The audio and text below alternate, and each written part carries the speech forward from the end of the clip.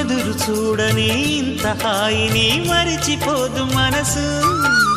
ఒదిగి ఉండి నీ వాకిటిలో బదులు కోరి నే నిలుచున్నా. దారి తెలియని చీకటిలో వెలుగు చూసి కాదంటానా. ఊరించి ఇది ఏ మాసం?